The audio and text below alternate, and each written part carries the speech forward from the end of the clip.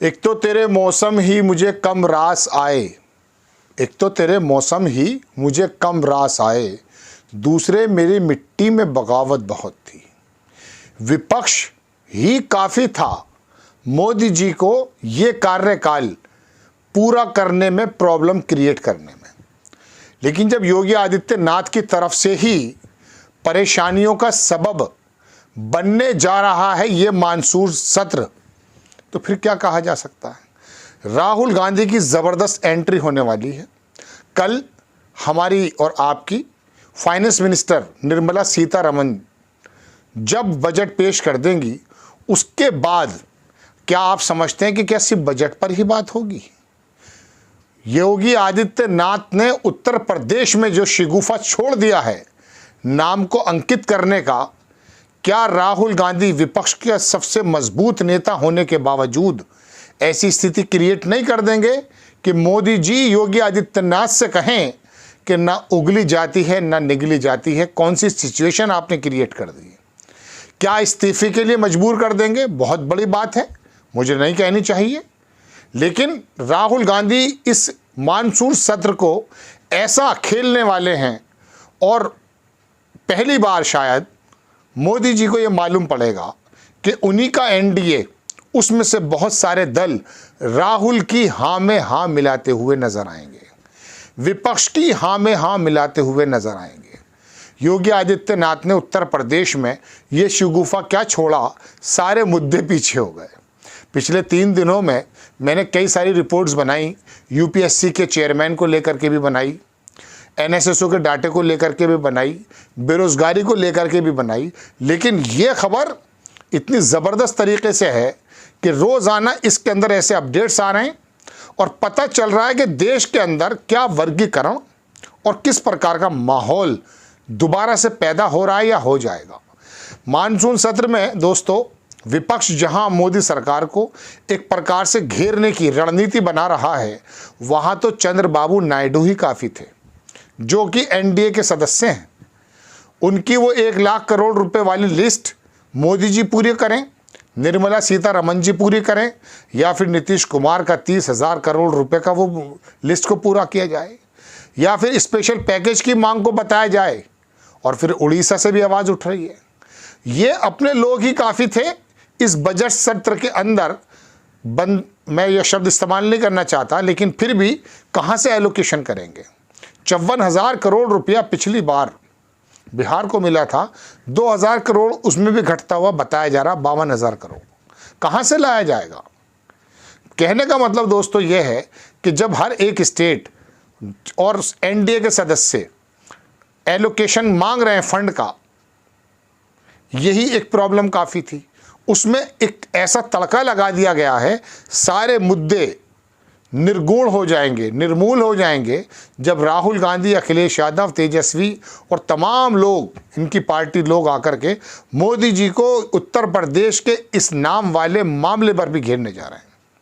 तो क्या मोदी जी अभी तक जो थोड़ा हिचकते हुए महसूस कर रहे हैं, भारतीय जनता पार्टी योगी आदित्यनाथ के तेवरों के सामने कुछ नरम सी पड़ती नजर आ रही है। जब देखेगी कि एनडीए के घटक दल राहुल गांधी की हाँ में हाँ मिला रहे हैं या फिर विपक्ष की हाँ में हाँ मिला रहे हैं, कैसे मना कर देगा नायडू। नायडू की ये 16 सीट में आंध्र प्रदेश के मुसलमानों का कितना रोल है, इस बात को क्या इनकार कर सकते हैं। नीतीश कुमार की पार्टी भले ही 12 सांसद हों, लेकिन इसमें कितने मुसलमानों ने वोट दिया उनको। क्या उस वोट बैंक की वजह से वो मोदी जी के साथ खड़े नजर आएंगे या फिर नजर आएंगे राहुल गांधी या विपक्ष के साथ। मजबूरी है। चिराग पासवान बोल चुके हैं, जयंत चौधरी बोल चुके हैं। हाँ, नायडू वाकई खुलकर सामने नहीं आए, लेकिन इस मुद्दे को जब पटल पर रख दिया जाएगा, जैसे भी करके रखा जाए, उस समय क्या हालात होने जा रहे हैं, इस बात का अंदाज़ा कर लीजिए। अब इसके बारे में दोस्तों में एक बात और बताना चाहता हूँ। हो सकता है, बहुत ना के बराबर उम्मीद है, लेकिन हो सकता है ये इशू इतना बड़ा बन जाए, या फिर अमित शाह या भारतीय जनता पार्टी का एक थिंक टैंक इस इशू को इतना बड़ा बनने दे कि अब कहें कि साहब योगी जी हमारे पास कुछ चारा नहीं है, आपको ये लेना ही पड़ेगा वापस, ये तो कम से कम बात है जो हो ही जाएगा। लेकिन हो सकता है योगी आदित्यनाथ कहें कि आरएसएस और भारतीय जनता पार्टी और योगी आदित्यनाथ का पूरे एजेंडे की हवा निकल जाएगी अगर इस वाले एक्शन को या इस फैसले को वापस ले लिया। हिंदुत्व का क्या होगा, उनका जो वोट बैंक है उसका क्या होगा, इस बात को लेकर के योगी जी अड़ सकते हैं। आप जानते हैं कि शर्मा जी को भेजा था मोदी जी ने उत्तर प्रदेश, 4 या 6 महीने तो मुलाकात ही नहीं करी थी योगी आदित्यनाथ ने। बात बताया जा रहा था कि मुख्यमंत्री बनेंगे, लेकिन उस आदमी ने मुलाकात नहीं की, क्योंकि वो भी अपनी ताकत को पहचानता है, हिंदुत्व की ताकत को पहचानता है। लेकिन अब की बार अपने ही घर के चिराग से अपना आशिया में आग लगने जैसी स्थिति पैदा हो रही है।